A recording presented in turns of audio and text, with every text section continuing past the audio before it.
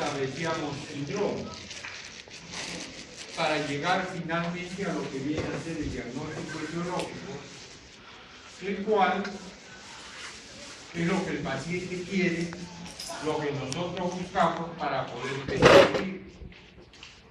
Nosotros prescribimos, no en base al diagnóstico sindrómico, sino en base al diagnóstico etiológico. Estos síndromes están conformados por un grupo de signos y síntomas, el cual ustedes van a aprender a agruparlos bien en el próximo semestre. Algunos de ellos pueden ser estos, otro médico podrá pensar diferente, etc. Entenderá su profesor. Habíamos repasado que en estas alteraciones fisiopatológicas los procesos eran obstructivo, vascular y restrictivo, ¿no? En líneas generales, pero que no ocurrían así puros, siempre se mezclaban. Tenemos entonces así que el proceso obstructivo se va a referir a los casos en el que la vía aérea, como está acá, es ocupada en este caso por moco, aparentemente. Entonces vamos a tener los trastornos intraluminales que podrían ser parciales o totales. Versus el que ustedes también ven aquí una disminución de la luz comparado con este normal, que se producía por un engrosamiento de la pared. Y lo llamábamos trastornos de la pared. Teníamos aquí algunos ejemplos. Y por último, teníamos el tercer caso donde la pared aparentemente no había sufrido daño estructural, pero había perdido la tensión externa que lo mantenía dilatado, si me permiten. ¿Por qué? Porque la pared esta se había destruido. ¿Cómo se sucede? Por ejemplo, en el enfisema pulmonar. En todo caso, en los tres casos que vemos acá, trae como consecuencia una disminución de la luz de las vías aéreas. A esto, en líneas generales, lo llamamos obstrucción. Entonces, la resistencia que normalmente se produce al respirar y que no lo sentimos en este momento, al disminuir la luz tubular, aparece este problema. Aparece este problema. Vas a tener la dificultad para ingresar o salir al viaje. Dentro de los aspectos patológicos que tenemos, vamos a agruparlos en denominadas enfermedades pulmonares obstructivas, porque lo estamos estudiando, y crónico, porque pasa mucho tiempo. Y aquí teníamos dos ejemplos bien claros: enfisema y bronquitis crónica. ¿No?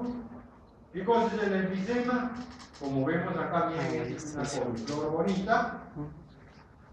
Si los alvéolos se destruyen en la parte de acá, va a ser centrolobular, y si se destruye todo, va a ser panlobular. Pan, todo el lobular. Esta destrucción tenía, que aquí es normal, aquí está la destrucción. Esta centrolobular tenía una ubicación preferentemente en los vértices. Y panlobular fundamentalmente en la base. Y como por ahí está más anteriormente, cuando los casos son graves, todo el pulmón está completo. Pero no solamente esto trae como consecuencia que se afecte las vías aéreas, sino también se va a afectar la circulación pulmonar. Entonces tenemos que la circulación pulmonar al afectarse, una de las consecuencias es hipertensión. Hipertensión, ¿por qué? Porque al destruirse los vasos, como vimos, al destruirse las paredes alveolares, como sucede en el enfisema, los vasos que cruzaban por esa pared también se destruyen. Entonces, la sangre que cruzaba por tiene que irse por otro sitio. Entonces producía congestión en estos. Había que tener más presión para bombear. ¿Quién es el que hace el esfuerzo de bombear sangre? A los pulmones, el ventrículo derecho. Por eso hablamos de hipertensión en la arteria pulmonar, por destrucción del lecho vascular. Uno. ¿Qué otro factor? Vasoconstricción hipóxica. La hipoxia produce vasoconstricción. Sí. ¿Qué otro factor? La acidosis respiratoria. ¿Por qué se produce acidosis respiratoria? Por la retención de CO2. Y como hay hipoxia, una de las respuestas a la hipoxia, ¿cuál es? La mayor producción de eritropoyetina, que estimula la médula roja, la médula ósea roja, a la mayor producción de glóbulos rojos. Policitemia, como sucede en los habitantes de la altura. ¿No? De repente algunos de ustedes viven por allá. Yo, por ejemplo, que viví como 16 años en Huancayo, yo tenía, comparativamente con un niño de Lima, yo tenía mucho más glóbulos rojos, por la disminución del oxígeno atmosférico. Se llama policitemia de altura. ¿Okay? Cuando se produce ahora un problema, ustedes saben que la separación entre la aurícula y el ventrículo derecho es una válvula. Cuando esa válvula no llega a cerrar bien, entonces la sangre se pasa del lado derecho, perdón, de la aurícula al ventrículo derecho, del ventrículo a la aurícula, al revés. Y entonces el ventrículo, la aurícula, cuando esté en contacto directo con la vena yugular, va a aparecer la yugular incurvitada. Y la hipertensión con el tiempo trae como consecuencia hipertrofia. ¿Qué cosa es hipertrofia? Aumento del número de células.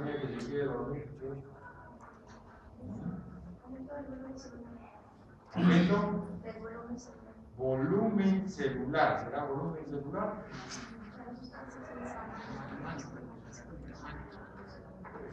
Por ejemplo, un físico-culturista.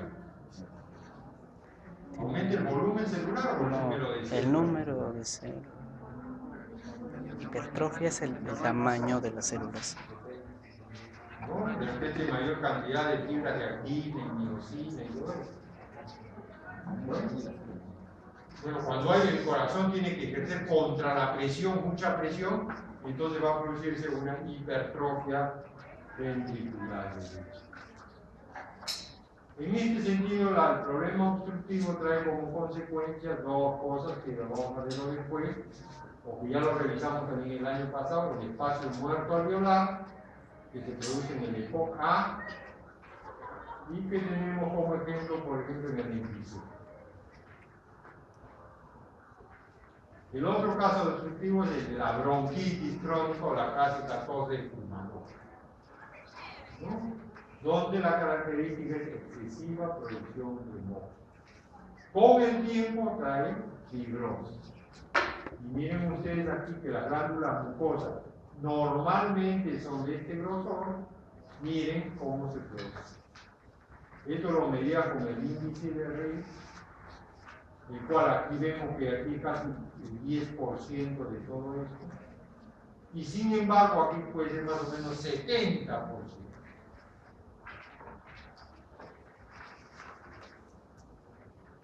Versus el otro que decíamos derivación o shunt pulmonar, donde vemos que entra poco aire y entonces la sangre no se oxigena. El POC B como vamos a tener acá. Vamos a plantearnos un poquito esto por arquitectura. Tipo A, tipo B. Tipo de POC, tipo A, tipo B. Tipo A, enfisema pulmonar. Tipo B, bronquitis.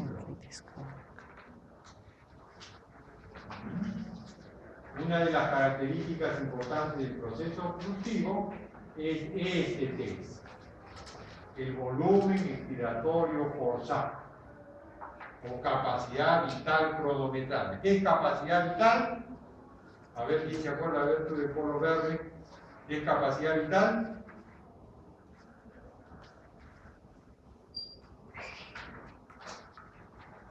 Volumen de aire total que ingresa a los pulmones. Volumen total de aire en los pulmones. ¿En el hígado? Volumen ¿Qué vital, capacidad vital? volumen de reserva inspiratoria. Es la capacidad total menos la reserva inspiratoria. Muy bien.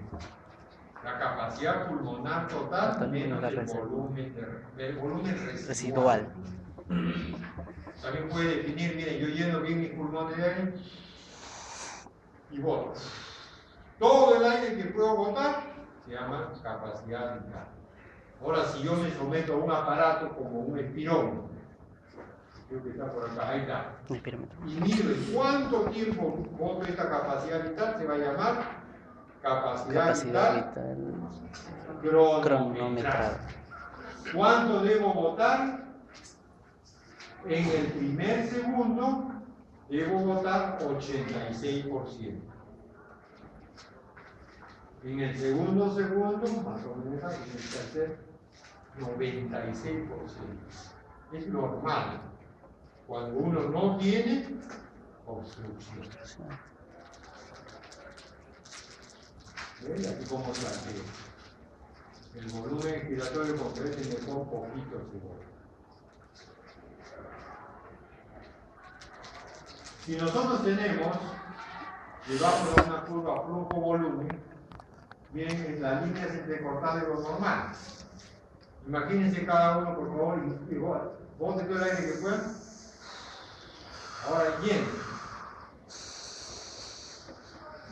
Ahora bote rápido. Esta es una curva flujo-volumen normal. Mire la inspiración, cómo se grafica. Porque casi es parejo. En cambio, la inspiración se bota rápido y después disminuye.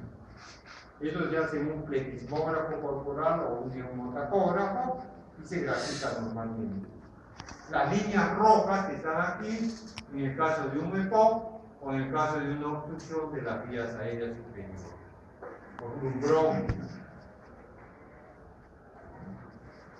Ya habíamos estudiado el gradiente alveolo arterial, ¿no?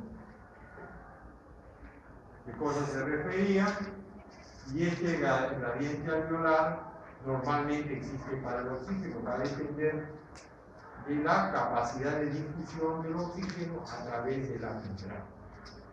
Nosotros habíamos concluido que el CO2 es 20 veces más.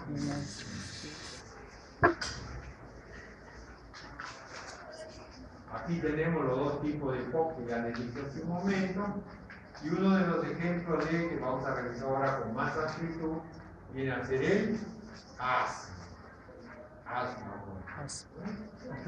Aquí tenemos algunas connotaciones. Habíamos dicho el grado de severidad y el grado de reversibilidad. El uso de broncodilatadores ha mejorado mucho la conducción del asma actualmente. Entonces tenemos, miren, a los 3 segundos, sin broncodilatadores, este paciente solamente bota 28% de su capacidad vital. Después de los broncodilatadores, mejora a 62%. ¿Cuándo debe ser normal? A los 3 segundos, cerca de 96. Después vivimos el proceso restrictivo. Y el proceso restrictivo se va a caracterizar porque ambos procesos empiezan simultáneamente. O sea, la obstrucción de las vías aéreas o colapso Generalmente el colapso pulmonar, que sería lo más apropiado, impide el paso de sangre y el paso de aire. Tenemos que tener un proceso restrictivo. ¿Cuál es uno de los ejemplos clásicos? De la fibrosis intersticial. Miren ustedes cómo se engruesa la pared alveolar. Y como vimos en los ejemplos posteriores, un ejemplo que está por acá, aquí está. En este esquema vemos que normalmente existe un poquito de colágeno entre el endotelio vascular, la pared interna de esto, aquí está su núcleo, y el epitelio alveolar, que está acá afuera.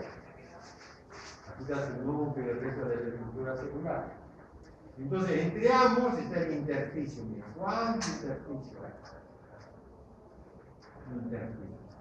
Y un poquito de colágeno. Cuando por alguna razón la cantidad de colágeno aumenta, entonces es como a esta pared, en lugar de que tener una sola fila de ladrillos, tiene 3, 4, 5, 6. ¿Quién se ve dificultado para pasar? El oxígeno. ¿Por qué el oxígeno? Por su menor solubilidad en el agua.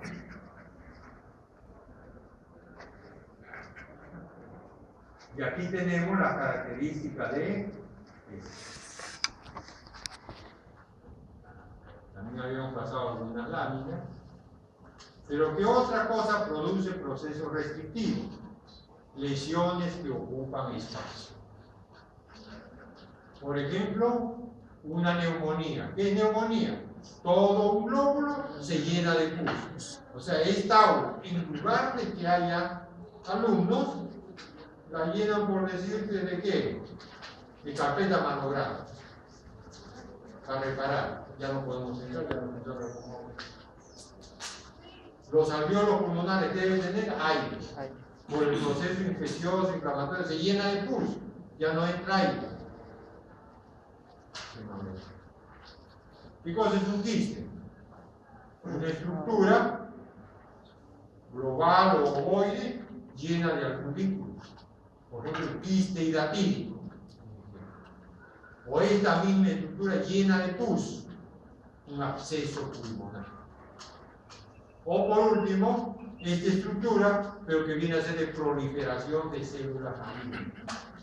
Una metástasis. ¿Está ocupando el lugar? Sí. ¿Está restringiendo el campo pulmonar? Sí. Es como que aquí pues ocupe una parte de esta aula como alguna cosa. Estaremos viviendo ahora, pero tenemos el aula restringida.